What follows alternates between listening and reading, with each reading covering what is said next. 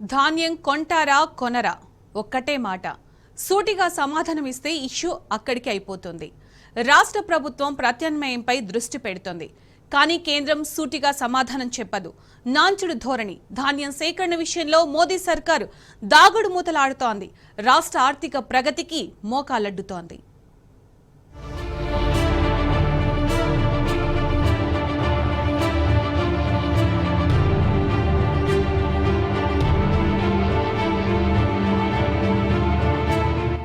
కేంద్ర ప్రభుత్వం రాష్ట్రం నుంచి ధాన్యం సేకరించకపోగా ఉల్టా తెలంగాణ ప్రభుత్వాన్ని బద్నాం చేయాలని చూస్తోంది. నిజానికి రాష్ట్ర ప్రభుత్వం ఇప్పటికే కొనుగోలు కేంద్రాల ద్వారా రైతుల నుంచి ధాన్యం సేకరించింది. సేకరించిన ధాన్యం మిల్లుల దగ్గర లారీల్లో నిల్వ ఉంది. కారణం ఎఫ్సిఐ గోదాముల్లో స్థలం లేదు, జీరో స్పేస్. కేంద్రం వ్యాగన్లు పంపితే గాని ధాన్యం ఇక్కడి నుంచి తరలిపోదు. ధాన్యం లోడ్లు వెళితే గాని గోదాముల్లో స్థలం ఖాళీ కాదు. రాష్ట్ర రైతాంగం కోసం టీఆర్ఎస్ ఎంపీలు పార్లమెంటులో బరిగిసి కొట్లాడుతుంటే రాష్ట్రానికి చెందిన కాంగ్రెస్ బీజేపీ ఎంపీలు మూతికి కుట్లేసుకున్నారు.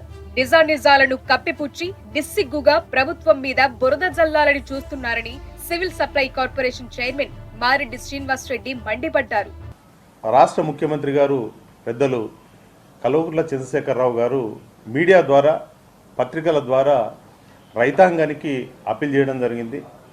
ఈ వానకాలం వడ్లను ఏదైతే గతంలో ఏ రకంగా అయితే కొన్నామో దానికి అనుగుణంగానే రైతులు పండించిన చివరి గింజ వరకు కొంటామని మాట ఇవ్వడం జరిగింది. దానికి అనుగుణంగానే దాదాపు 6,000 పై చిలుకు కొనుగోలు కేంద్రాలు కూడా ఏర్పాటు చేయడం జరిగింది. మరి దాన్ని రకరకాల వ్యక్తులు దుష్ప్రచారం చేయడం జరుగుతుంది. భారతీయ జనతా పార్టీ అధ్యక్షులు మరి పార్లమెంట్ సభ్యులు పార్లమెంట్లో ఏ రకంగా కొట్లాడుతున్నారు అది కూడా చూడడం జరుగుతుంది. కాంగ్రెస్ పార్టీ అధ్యక్షుడు మరి పార్లమెంట్ సభ్యులు తెలంగాణ రాష్ట్రంలో తెలంగాణ ప్రజలకు తెలంగాణ రైతాంగానికి ఇంత ఇబ్బందులు జరుగుతుంటే కూడా ఇక్కడ రాష్ట్రంలో ఇష్టమైన మాట్లాడుతున్నారు తప్ప పార్లమెంట్లో తెలంగాణ టీఆర్ఎస్ ఎంపీలకు మద్దతుగా మరి ఏ కోశాన కూడా వారు స్పందించి వారు మాట్లాడడం కూడా జరుగుతలేదు.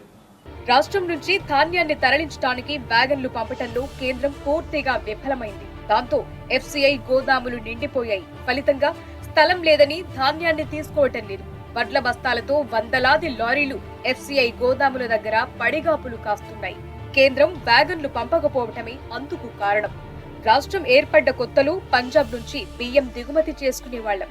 కానీ ఇవాళ తెలంగాణే దేశానికి అన్నం పెట్టే స్థాయికి ఎదిగింది.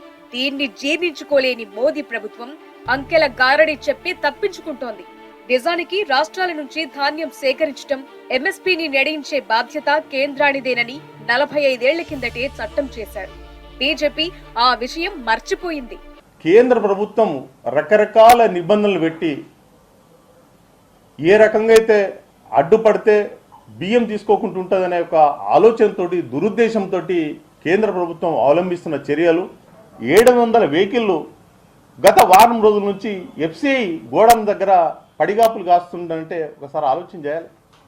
ఎంత ఎఫ్సిఐ వాళ్ళు కొర్రీలు పెడుతుందంటే ఫిజికల్ వెరిఫికేషన్ కింద ఒక నెలలో 23 రోజులు బంద్ చేపిస్తారు మిల్లులు, ఒక నెలలో 16 రోజులు బంద్ చేపిస్తారు. అంటే మొత్తానికి మిల్లులు బంద్ చేపియాలి. ఫిజికల్ వెరిఫికేషన్ అయ్యేంత వరకు సిఎంఆర్ ఇవ్వద్దు. ఎఫ్సిఐకు కరాఖండిగా మీరు ఫిజికల్ వెరిఫికేషన్ అయ్యేంత వరకు మీరు రైస్ తీసుకోవద్దంటారు. ఓ మూలనేమో కేంద్రంలో అక్కడ ఏం చెప్తారు, వాళ్ళు రాష్ట్ర ప్రభుత్వం ఇస్తలేదని చెప్తారు. ఇప్పుడు మేము వడ్లు కొని బియ్యం పెడితేనే కదా పైసలు ఇచ్చేది. కేంద్రం ఎంత దిగజారిందంటే గన్ని బ్యాగులు, తాళ్లు తామే ఇస్తున్నామని దబాయిస్తోంది.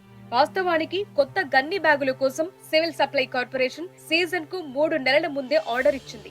40 నుంచి 45% సెకండ్ హ్యాండ్ గన్ని బ్యాగులు అందుబాటులో పెట్టుకోవాలని కేంద్రం అంటోంది. ఒక్కో గన్ని బ్యాగుకు కేంద్రం ఇచ్చేది ₹7.30. వాస్తవానికి అయ్యే ఖర్చు ₹30 దాటుతోంది. ఆ నష్టం రాష్ట్ర ప్రభుత్వమే భరిస్తోంది. ఇక గోదాములకు కేంద్రం ఇచ్చే అద్దెను పరిశీలిస్తే ఐకేపీ సెంటర్ నుంచి వడ్లు కొని మిల్లింగ్ చేసే వరకు గోదాముల్లో నిల్వ ఉంచడానికి 7-8 నెలల టైం పడుతుంది.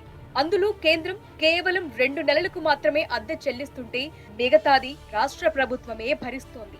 ఇవన్నీ కేంద్రానికి తెలిసినా చెప్పటం లేదు. తెలంగాణలో ధాన్యం దిగుబడి పెరుగుతున్న కొద్దీ తెలివిగా సేకరణను తగ్గిస్తూ వస్తున్నారు.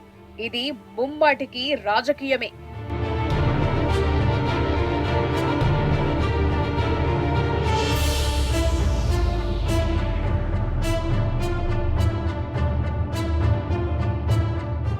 పోయిన సంవత్సరం అక్టోబర్-డిసెంబర్ సీజన్లో సాధారణం కన్నా 6 లక్షల టన్నులు ఎక్కువగా రాష్ట్ర ప్రభుత్వం ధాన్యం కొనుగోలు చేసింది. ఈ సీజన్లో 6 లక్షల మంది రైతుల నుంచి 34 లక్షల మెట్రిక్ టన్నుల ధాన్యం ఇప్పటి వరకు సేకరించారు. గత నవంబర్లో 1476 వ్యాగన్ల ద్వారా 39 లక్షల టన్నుల ధాన్యం ఇతర రాష్ట్రాలకు పంపగా ఈసారి 1000 వ్యాగన్లలో మాత్రమే ధాన్యం తరలి వెళ్లింది.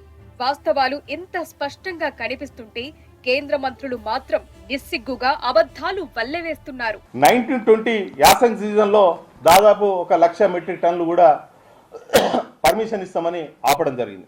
ఎంత ఘోరం ఉంటుందంటే మీరు చూసినట్టయితే గత సంవత్సరం 2 సంవత్సరాల కింద మా దగ్గర ఎంతైతే ప్యాడ్ ఉన్నదో దానికన్నా ఎక్కువ టైం మాకు ప్రొక్యూర్మెంట్ టైం ఇస్తుంది. ప్యాడీ పెరిగిన కొద్ది ప్రొక్యూర్మెంట్ తగ్గిస్తుంది. ఇది బాగా గమనించాలి రైతాంగము, మరి పార్టీ నాయకులు కూడా.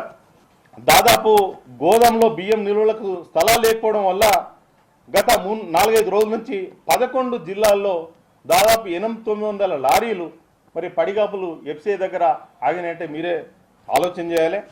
ప్రస్తుతం గోదాముల్లో లక్షల టన్నుల ధాన్యం రాసులుగా పోసి ఉంది. ఆ ధాన్యాన్ని కేంద్రం విధిగా సేకరించాలి. ఎఫ్సీఐ కొర్రీలను తొలగించాలి. సరిపడా వ్యాగన్లు పంపి ధాన్యాన్ని తరలించాలని రాష్ట్ర ప్రభుత్వం డిమాండ్ చేస్తోంది.